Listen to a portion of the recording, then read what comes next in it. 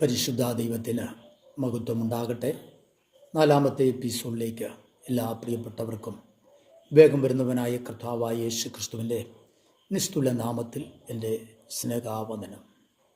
സത്യവിശുദ്ധ വേദപുസ്തകത്തിലെ അക്ഷരങ്ങളും വാക്കുകളും ആശയങ്ങളും ഭൂതകാല നിത്യതയിൽ നടന്നതും വർത്തമാനകാല വാസത്തിൽ നടന്നു കൊണ്ടിരിക്കുന്നതും ഭാവി കാല നിത്യതയിൽ അഥവാ നിത്യത മുതൽ നിത്യത വരെ നടക്കുവാൻ പോകുന്ന മുന്നമേ എഴുതപ്പെട്ട ചരിത്രങ്ങളായ പ്രവചനങ്ങൾ ദൈവത്തിൻ്റെ വചനങ്ങളിൽ ആണ്. ദൈവമാണ് ഇരുവായ്ത്തലുള്ള ഏതു വാളിനേക്കാളും മൂർച്ചയേറിയതും. അത് ഏകത്വത്തിൽ പിതൃത്വത്തിൽ ഏകത്വമുള്ള അഥവാ ദേഹവും ദേഹിയും ആത്മാവുമുള്ള ത്രിയേകനായ മനുഷ്യൻ്റെ ദേഹത്തെയും പ്രാണനെയും ആത്മാവിനെയും തുളച്ച് ചെന്ന് വേർപെടുവിക്കുന്നതുവരെ ചെല്ലുന്നതുമാണ്. എബ്രായർ 4:12. ദൈവവചനം എല്ലാ തുറകളിലുമുള്ള എല്ലാ മനുഷ്യരെയും, അത് ചെറിയവരാകട്ടെ വലിയവരാകട്ടെ, ധനവാന്മാരാകട്ടെ ദരിദ്രന്മാരാകട്ടെ, ഇനി മുതലാളിയോ തൊഴിലാളിയോ ആകട്ടെ, എല്ലാവരെയും ഒരുപോലെ സ്വാധീനിക്കുന്ന ഒരു പുസ്തകമാണ് വിശുദ്ധ ബൈബിൾ. ഒരിക്കലും ഒരു വ്യക്തിക്ക് വ്യാഖ്യാനിച്ച് തീർക്കുവാനോ എഴുതി തീർക്കുവാനോ കഴിയാത്തതും പ്രസംഗിച്ച് തീർക്കുവാനോ ധ്യാനിക്കും തോറും അഥവാ ധ്യാനിച്ച് വായിക്കും തോറും ത്രിയേക മനുഷ്യൻ്റെ ആത്മീയ മനുഷ്യനിൽ അകത്തെ ആത്മീയ മനുഷ്യൻ വളരുകയും ആത്മീയ മർമ്മങ്ങൾ വെളിപ്പെട്ട് വരുന്നതുമായ മറ്റൊരു പുസ്തകം ഭൂലോക ചരിത്രത്തിൽ ഇല്ല.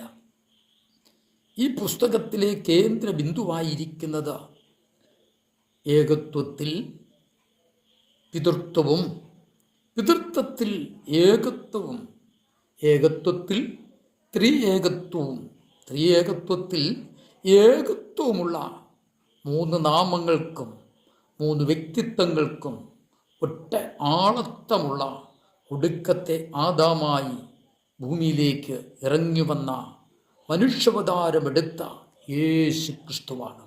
ഒന്നുകൂടി പറയാം. സത്യവിശുദ്ധ വേദപുസ്തകത്തിലെ കേന്ദ്രബിന്ദുവായിരിക്കുന്ന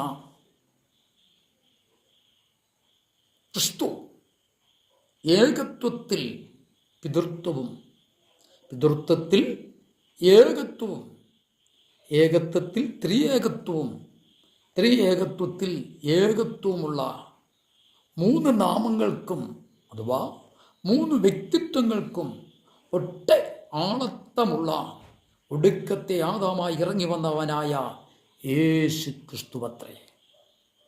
ദൈവം ആത്മാവാകുന്നു. പരിശുദ്ധാത്മാവിൽ കന്യാമറിയത്തിലൂടെ ജനിച്ച, ജീവിച്ച ഏകദൈവത്തിൻ്റെ പിതൃത്വത്തിലും ത്രിയേകത്വത്തിലും രണ്ടാമനായി ഏകദൈവത്തിൻ്റെ ശുശ്രൂഷ ഭൂമിയിൽ തികച്ച ഏകദൈവത്തിൻ്റെ പിതൃത്വത്തിൽ ഒന്നാമനായ പിതാവിൽ നിന്നും പാപത്താൽ അകന്നുപോയ ആദാമ്യ സന്തതികളെ നേടുവാൻ അപ്പാ പിതാവേ എന്ന് വിളിക്കത്തക്ക പുത്രത്വത്തിൻ്റെ ആത്മാവ് ഉള്ളവൻ ആയി തീർക്കേണ്ടതിന് യേശു ക്രിസ്തു മനുഷ്യന് വേണ്ടി മനുഷ്യൻ മരിക്കേണ്ടതാകിയാൽ മരിച്ച അടക്കപ്പെട്ട് ഉയർത്തെഴുന്നേറ്റ യേശു ക്രിസ്തുവിനെ കുറിച്ച് പ്രസംഗിച്ചിരിക്കുന്നത് പോലെയും പാടിയിരിക്കുന്നത് പോലെയും എഴുതിയിരിക്കുന്നത് പോലെയും ഉലകത്തിൽ ആരെയും കുറിച്ച ഈ സമയം വരെയും ഉണ്ടായിട്ടില്ല. സാക്ഷാൽ ഏകനായ ദൈവം തന്നെയാണ് വേഷത്തിൽ മനുഷ്യനായി ദൈവപുത്രനായി ഇറങ്ങി വന്ന യേശുക്രിസ്തു. ഇസ്രായേലിൻ്റെ പരിപാലകൻ ഉറങ്ങുന്നില്ല, മയങ്ങുന്നില്ല, മരിക്കുന്നതുമില്ല.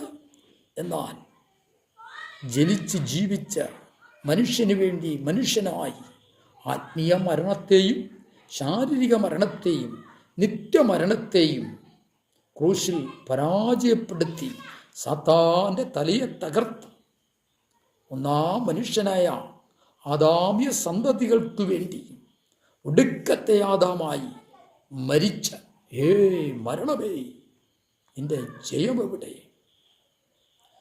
മരണമേ നിന്റെ മരണത്തിൻ്റെ വിഷമുള്ളവിടെ? പാതാളമേ നിന്റെ ജയമെവിടെ? പാതാളമേ നിന്റെ പാതാളത്തിൻ്റെ ജയമെവിടെ എന്ന ചോദിച്ച, മരണത്തെയും പാതാളത്തെയും തോൽപ്പിച്ച, ഉയർത്തെഴുന്നേറ്റ, ജയഭേരി മുഴക്കി സകല ഗ്രന്ഥത്തെയും തോൽപ്പിച്ച പുസ്തകമാണ് സത്യവിശുദ്ധ വേദ പുസ്തകം. ഈ പുസ്തകം മനുഷ്യൻ വിചാരിച്ചാൽ എഴുതുവാൻ കഴിയാത്തതും അഥവാ കഴിവുണ്ടായാൽ എഴുതുവാൻ ഇഷ്ടപ്പെടാത്തതുമായ ഒരു പുസ്തകമാണ് സത്യവിശുദ്ധ വേദപുസ്തകം. ഉണ്ടായിരുന്ന മഹാദൈവത്തിന് മഹത്വവും സ്തുതിയും ആരാധനയും അർപ്പിച്ചുകൊണ്ട് ഇവിടെ നിർത്തുവാൻ കർത്താവിൽ ശരണപ്പെടുന്നു. ഒരു നിമിഷം കണ്ണുകളടയ്ക്കാം, പ്രാർത്ഥിക്കാം. പരിശുദ്ധ ദൈവമേ, ഞങ്ങളുടെ സ്വർഗ്ഗ പിതാവേ, തിരുക്കരങ്ങളിലേക്ക് ഞങ്ങളെ പൂർണ്ണമായി ഏൽപ്പിച്ച് പ്രാർത്ഥിക്കുന്നു. ഈ ക്ലാസ് തുടർമാനമുള്ളതായിരിക്കുന്ന ക്ലാസ് കേൾക്കുന്ന ജനത്തിന് വലിയ അനുഗ്രഹമായി തീരുവാൻ സ്വർഗമിടയാക്കണമേ. ജനത്തെ അങ്ങയുടെ നാമം ചൊല്ലി പിതാവിൻ്റെയും പുത്രൻ്റെയും പരിശുദ്ധാത്മാവിൻ്റെ നാമത്തിൽ പ്രാർത്ഥിച്ച് അവിടെ നിന്ന് അനുഗ്രഹിച്ച് ആശീർവദിക്കുകയാണ്. പ്രാർത്ഥന കേട്ടുകൊണ്ട് സ്തോത്രം. സർവ്വം യേശു ക്രിസ്തുവിൻ്റെ നാമത്തിൽ തന്നെ. അടുത്ത എപ്പിസോഡിൽ തുടർന്ന് നമുക്ക് കേൾക്കാം. ദൈവം എല്ലാവരെയും അവിടെ നിന്ന് അനുഗ്രഹിക്കട്ടെ. God bless you.